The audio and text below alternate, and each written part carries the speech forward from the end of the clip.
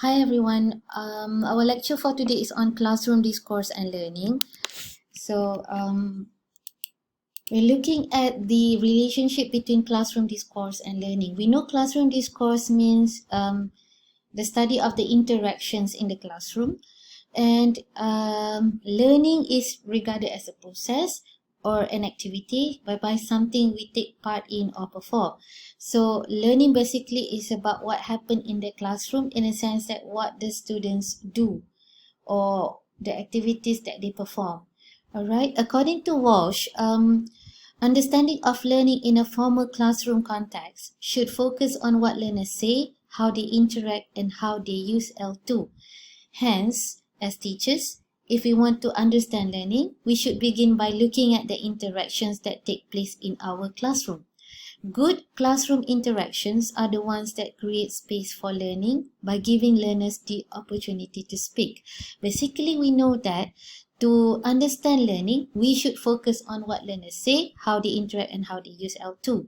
Okay, so we should study the interactions that happen in our classroom. And for a good classroom interaction, it means that we as teachers create space for learning by giving our learners the opportunity to speak.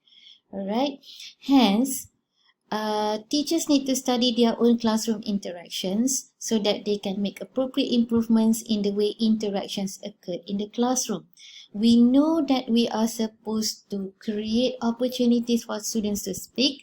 So when we study our classroom interactions, we have to see whether we give this opportunity or not. Or is it more of a teacher talk, teacher dominant classroom, or it is more equal opportunities for students to interact. For instance, okay, if a teacher asks yes or no questions all the time, this will restrict learners' opportunity to give extended responses. So that means you will not be giving your learners space and opportunity to speak. Alright, because it's just yes or no, very limited response. So the teacher instead should analyze his or her questioning technique and improve on how she can use appropriate type of questions to expand learners' response. So based on your analysis of your questioning technique, this classroom discourse analysis, you can see that, okay, I have to change my questioning technique so that I can get learners to speak more. I can give them space and opportunity, because good interactions means learners are given more opportunity to speak. All right. So interactions in the classroom has to be initiated, managed, and sustained by teachers through careful management of turn taking. So you as a teacher, you need to initiate, you need to manage, you need to sustain interaction in the classroom that gets students to speak. All right.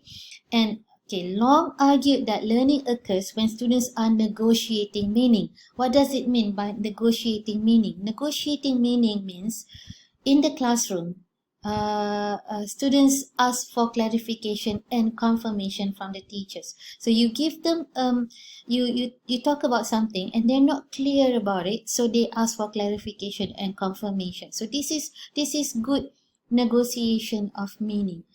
Therefore, as a teacher, you need to not only deliver a lesson, the content which is too familiar to the learners. You can include content which is a little bit higher than the learner's knowledge. Why do we do that?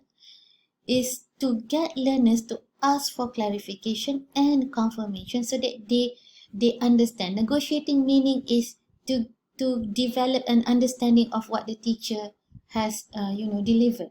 To understand, you have to get clarification and confirmation. So when students do this, we are giving them the opportunity and space to speak and participate and interact.